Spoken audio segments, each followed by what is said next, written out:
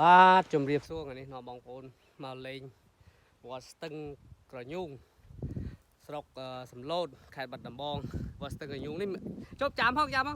វត្តស្ទឹងអីទីខ្ញុំវិញវត្តស្ទឹងក្រញូងនេះមាននេះ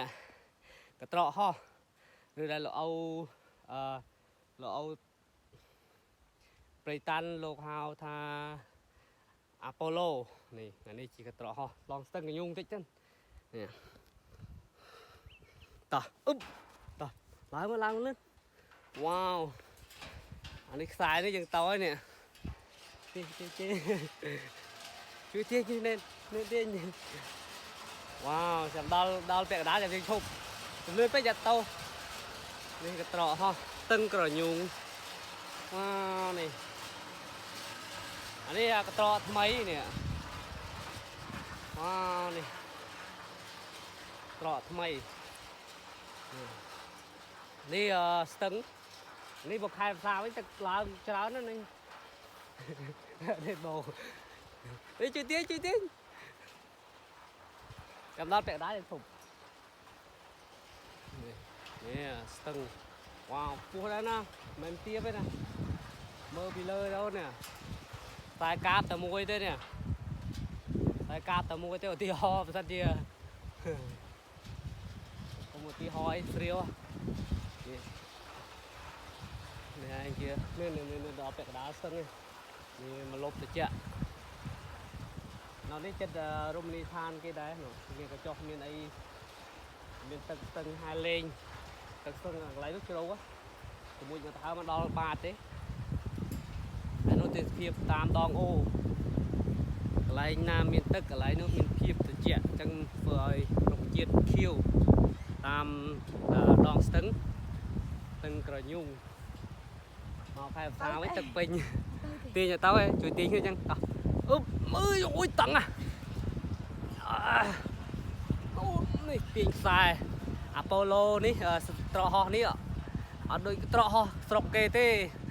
អានេះត្រកហោះបើទាញដៃអញ្ចឹងអ្នកបាត់ដំបងអ្នកនៅចិត្តនេះឯងធ្លាប់មកដឹងឯងធ្លាប់ជិះលេងណែបងអ្នកអត់ហ៊ានអ្នកខ្លាចមិនហ៊ានជិះទេ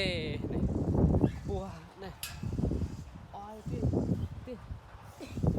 អាខ្សែទាបពេកឯងបាទទាញកាទេតោះនេះមែនទាញឡើងនេះគេមុនគេដាក់ភ្លើងឯងបើដាក់ភ្លើងឲ្យម៉ូទ័រវិលដាក់ដល់បានយូរnên bô lập chi hết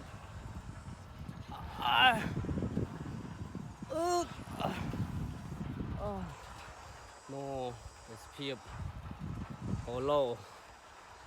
អោប្រៃតាន់ឲ្យឈ្មោះវាថាប៉ូឡូស្ទឹងក្រញូងនៅកន្លែងនេះមានតែកន្លែងល្អមួយឯងដែលធ្វើប៉ូឡូឆ្លងស្ទឹងព្រោះថាវត្តនៅខាងណោចឹងអ្នកដែលចង់ទៅវត្តខែផ្សារទៅរួចទេចឹងប្រសងអាចដាច់ចង្ហាន់ចេញនេះប្រសងអាចដាច់ចង្ហាន់នេះយកអានេះធ្ពក់ទៀងមកដល់នេះធ្ពក់នេះណាអីទៅវិញណែដល់ហើយត្រកហោះស្ទឹងក្រញូងបាទស្ទឹងក្រញូងនេះអាប៉ូឡូជាអាប៉ូឡូហោះចម្លងផុតរោគផុតភ័យនេះទេថ្ងៃនេះនាំបងប្អូនពីកត្រកហោះលេងនៅវត្តស្ទឹងក្រញូងជាមួយអង្គសាមណេរ2អង្គជាមួយលោកគ្រូទឿបៃលិនទឿអត់ជីអត់ជីជាមួយណែនអញ្ចឹងជប់ជីជីទៅម្ដងទៀតទៅនេះមានអីឆ្លងមកវិញ